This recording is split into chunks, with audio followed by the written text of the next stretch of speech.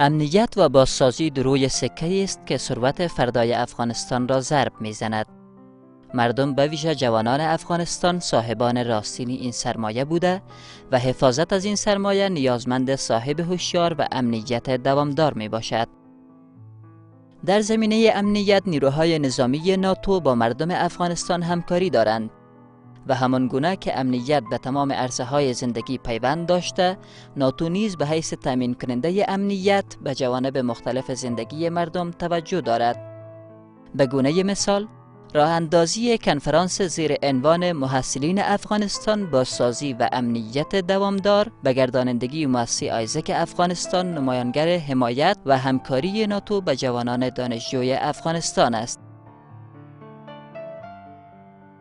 در این کنفرانس 3 روزه که به تاریخ 21 اسد مصادف و 12 اگست روز جهانی جوانان در هتل ستاره برگزار گردیده بود، پیرامون نقش دانشجویان در تداوم بازسازی و امنیت افغانستان بحث و تبادل نظر صورت گرفت. در برنامه حاضر نگاهی داریم به همین کنفرانس ناتو و آیزک که یک جا با هم می‌بینیم. همچون کنفرانس ها مفیدیت شده است که همیشه جوانان در افغانستان مخصوصا در کشورهای دیگه ما نمیتونیم چیز بگویم، در اینجا برشان زمینه مساعد نبوده که افکار خود به مردم برسانند و نظریات خود بگویند و همچون کنفرانس های مفید است به خاطر که نظریات جوانان گرفته شود و خصوصا چی آرزوهای دارن و چی پلانهای خود پیش خود دارن برای آینده کشور خود. توسط همین کنفرانس ها میتونن اظهار نظر کنن و تبادل نظر کنن با همچون افراد و با آینده کشور بسیار مفید خواهد بود. جامعه آموزشی یک کشور در بستر روابط علمی با کانونهای علمی کشورهای پیشرفته خوبتر پرورش می‌یابد. به همین اساس آیزک ایجاد گردیده. آیزک یا انجمن بین المللی برای آموزش اقتصاد و تجارت سال 1948 میلادی در کشور سویدن تأسیس شد که امروز با 1000 پوهنتون جهان در گستره آموزش اقتصاد و تجارت، علوم ساینس، تکنولوژی معلوماتی و موضوعات اجتماعی روز همکاری دارد. مسئولین دانشگاه کابل در این راستا میگویند ما از این طریق روابط با مؤسسات علمی داخلی و پوهنتون‌های خارجی برقرار کردیم که این روابط نقش بارزی در ارتقای ظرفیت محصلین خواهد داشت.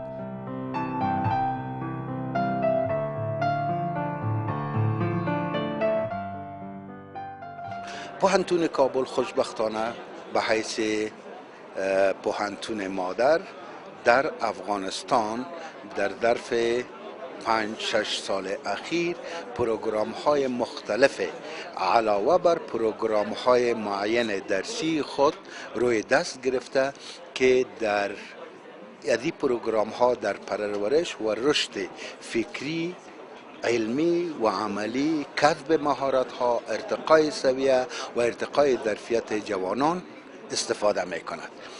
یکی از او را مثلا ما شما میتونیم امی پروگرام آیسک که امروز است ایره مثال بتیم.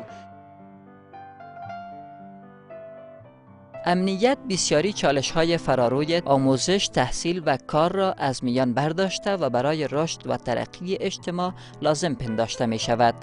نیروهای ناتو که در زمینه تامین امنیت با دولت افغانستان همکاری دارند، در این کنفرانس نظریات و فعالیت‌هایشان را در قبال مسائل جوانان به نمایش گذاشتند.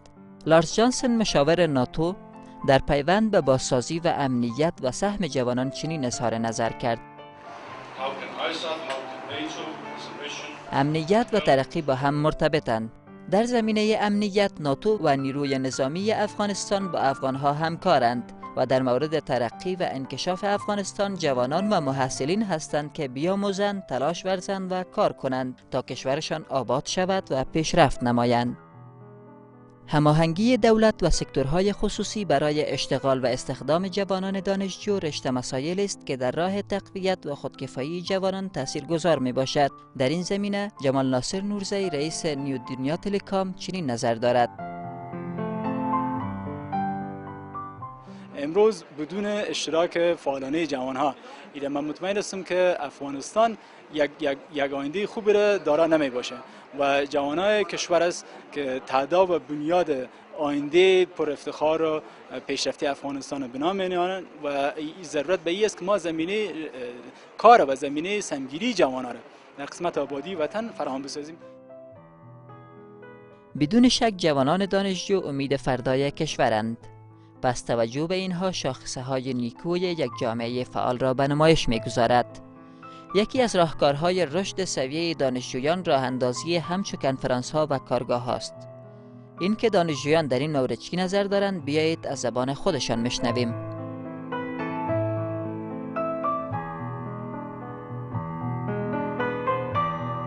با دایر نمودن کنفرانس های علمی و فرهنگی در افغانستان، چون یگانه مسائل مشکلات عمده افغانستان اکثریت جوانایی است که با ندانستن پایگاه خود البته و با ندانستن حقوق خود در افغانستان به خصوص دست به یک سلسله اعمالات میزنه. به نظر من یک کنفرانس علمی و فرهنگی که تحت نام یک جوان باشه، جوان میتونه که با مطالعه و با برداشتی که خودش داره نقش خود در جامعه تعیین بکنه و نظر به تحصیلات و نظر به علاقمندی خود داره به جامعه خود نظر خدمت به مردم خود شود.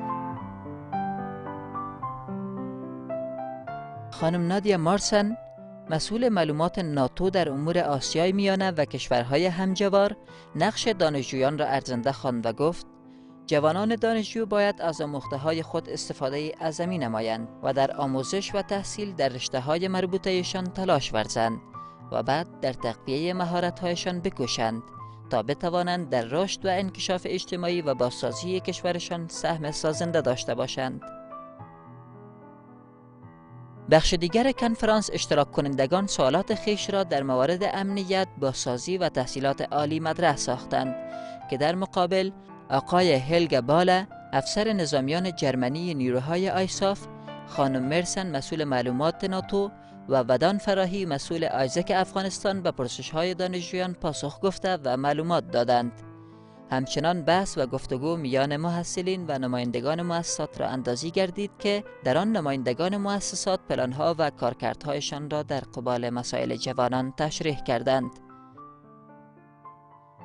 دستیابی به آموزش، ارتقای ظرفیت و مهارت یکی از آرزوهای بزرگ جوانان دانشجوی افغانستان است. رسیدن به این امید وابسته به تلاش، کوشش و فعالیت‌های همه‌جانبه جوانان و فعالین در این عرصه است. در راه پیشرفت و حرکت به جلو دشواری‌های وجود دارد، اما عبور ناممکن نیست و این ممکن به نیرو و استعداد جوانان افغانستان پیوند می‌خورد.